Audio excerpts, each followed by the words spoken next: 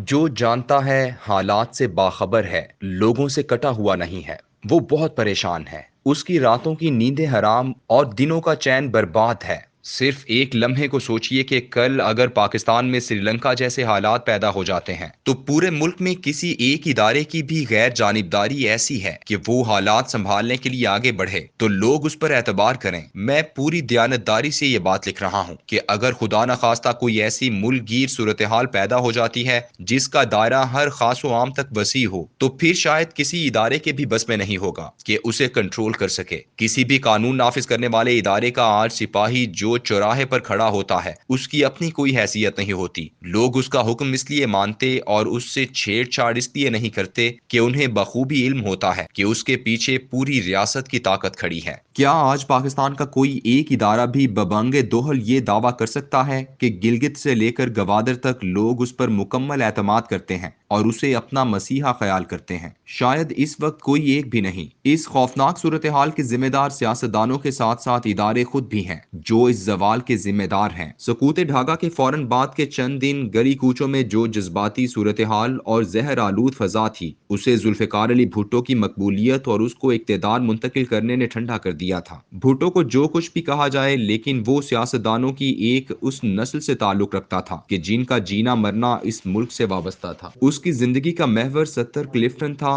कोई सरे महल या एवन फील्ड अपार्टमेंट्स नहीं थे। पाकिस्तान में आज कोई सियासतदान ऐसा नहीं है कि इस आतिश फिशां की तरह उबलने वाली सूरत हाल को कंट्रोल कर सके। इमरान खान को बाढ़ की दूसरी सम धकेल दिया गया है और बाकी पार्टियां जमहूरी निजाम की लाश भंबोड़ रही हैं। पाकिस्तान खप्पे के नारे से अब शायद फायर ब्रिगेड का काम न लिया जा सके। इस नारे को बुलंद हुए अब 15 साल बीत चुके। इसके बाद बलूचिस्तान में अलहदगी पसंद तहरीकें चली। तहरीके तालिबान पाकिस्तान ने जोर पकड़ा, सवात ऑपरेशन हुआ। बेनजीर सानहे से पहले धमाकों में सिर्फ चंद सौ लोग मारे गए थे, लेकिन अब उनकी तादाद 70,000 से ज्यादा हो चुकी है। उस वक्त तक ऑपरेशन में सिर्फ चंद फौजी जाँ बहक हुए थे, मगर अब उनकी तादाद हजारों में है। पूरे मुल्क में सिर्फ 1 दर्जन लापता अफराद भी नहीं थे, जबकि अब तो उन पर एक कमीशन कायम है और तादाद का कोई हिसाब नहीं। इस सब के बावजूद 27 दिसंबर 2007 से पाकिस्तान खप्पे के नारे तक जो चंद दिन गुजरे, उनमें पाकिस्तान खुसूसन सिंध के हालात 1947 के फसादात से भी ज्यादा बुरे थे। रेलवे स्टेशनों, घरों, बैंकों और सरकारी इमारतों को आग लग रही थी। लोग मारे जा रहे थे। यहाँ तक कि राह चलती निहत्ती खवातीन को जिनसी ज्यादती का शिकार बनाया जा रहा था। अगरचे एक फौजी जर्नैल मुशर्रफ बरसरे इक़्तिदार था, लेकिन उसने अपने बचाव के लिए सामने काफ लीग को रेत की बोरी के तौर पर रखा हुआ था। यही वजह है नफरत के तूफान का सारा जोर काफ लीग पर टूटा। मुशर्रफ ने दानिशमंदी ये की कि फौरन इलेक्शन करवा दिए। लोगों में जो गम गुस्सा था वो इलेक्शनों के हंगामों में बढ़कर कम हो गया। पीपल्स पार्टी की हुकूमत संभालने से ये आग मुकम्मल तौर पर सर्द हो गई, बिल्कुल वैसे ही जैसे 1988 में जियाउल हक के तैयारा हादसे के बाद जो एक बेयकीनी पैदा हुई और सियासी उबाल उठा। उस वक्त असलम बेग ने ताले आजमाई नहीं की और तमाम सियासी रहनुमाओं और एस्टेब्लिशमेंट ने मुतफिका तौर पर यह फैसला किया कि बेनजीर को फौरन हुकूमत बनाने दी जाए और उसके रास्ते में रोड़े न अटकाए जाएं। ऐवान सदर में हल्फबर्दारी के वक्त जीए भुट्टो के चंद नारे बर्दाश्त कर लिए गए, मगर इस बर्दाश्त के नतीजे में मुल्क अगले 20 सालों तक पुरअमन हो गया। आज ना वैसे दूरबीन सियासतदान बाकी हैं और ना ही इस्टेब्लिशमेंट का दामन साफ है। आसिफ जरदारी की प्रेस कॉन्फ्रेंस में उनकी खिलखिलाहट के पीछे जो पोशीदा साजिश नजर आई है, वो इस मुल्क को एक खौफनाक सूरत हाल का शिकार करने का प्लान है। वो इलेक्शन और नैब कवानीन में तरमीम का इरादा रखते हैं। ये मुकम्मल तबाही का एजेंडा है। आसिफ जरदारी आइंदा इलेक्शनों में जीत के लिए जिस इंजीनियरिंग का मंसूबा बना रहे हैं, हालात ऐसे हैं कि शायद किसी को भी इसकी अलिफ बे तक तहरीर करने की भी मोहलत ना मिल सके। जरदारी साहब का ख्याल है कि सिंध उनके लिए एक महफूज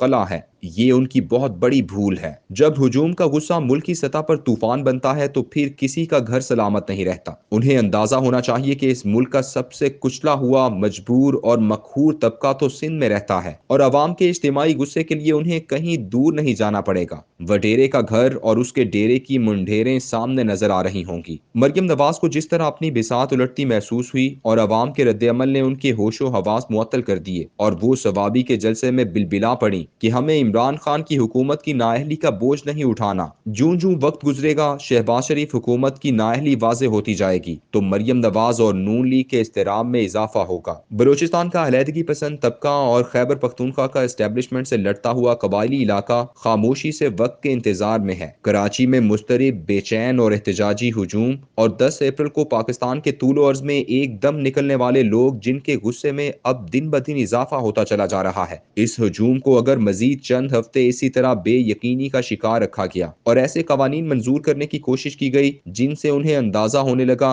कि इलेक्शन चुराए जाने वाले हैं या नैब कवानीन के तहत इन लोगों पर गिरफ्त ढीली होने वाली है, जिन लीडरों से मुतालिक सरे महल, मिस्टर 10%, एवनफील्ड वगैरह जैसे इल्जामात मशहूर हैं, तो फिर जो इस्तेराब इस कौम को घेरेगा वो ऐसा धुआं बन जाएगा जिसमें गुस्से की चिंगारियां रक्स कर रही होंगी। उनकी जद में जो आएगा भस्म हो जाएगा। जिन मुल्कों और मुआशरों पर ऐसा वक्त आया उन्हें ना कोई मीडिया बचा सका और ना मीडिया पर बोलने की पाबंदी किसी किस्म की नफरत में कमी कर सकी। मुझे खौफ इस बात से आ रहा है कि वो तमाम सियासी पार्टियां जिन्होंने मखसूस इशारों पर ये खेल खेलने के लिए असर के वक्त रोजा खोला है और इमरान हुकूमत बरतरफ की, उनमें से 3 बड़ी पार्टियों के रहनुमाओं को अभी भी यकीन है और वो अवाम में ये गुफ्तगू आम करते नजर आते हैं कि इस्टेब्लिशमेंट थोड़ी देर में मुख्तलिफ तरीकों से इमरान खान का सियासी बाब बंद कर देगी और फिर अगले इलेक्शनों में उनके लिए मैदान साफ होगा। इदारों को अपने खिलाफ प्रोपोगंडे से रोकने से ज्यादा इस तासुर को खत्म करने की जरूरत है कि वो आइंदा इलेक्शनों से पहले इमरान खान का कला कमा करने वाली हैं। अगर ऐसा ना किया गया तो डर इस बात का है कि कल बिगड़े हुए हालात संभालने के लिए कोई शख्स इन इदारों पर भी एतमाद नहीं करेगा और फिर ऐसी सूरत में सिर्फ अनारकी फैलती है जिसकी कोख से या तो कोई नेपोलियन जन्म लेता है या खमीनी। इन दोनों के इक्तदार में आने के बाद जो लोग निशाना बने उनकी सिर्फ फहरिस्तें उठाकर देख लें। क्या हम ऐसी सूरत हाल के मुतहम्मिल हो सकते हैं?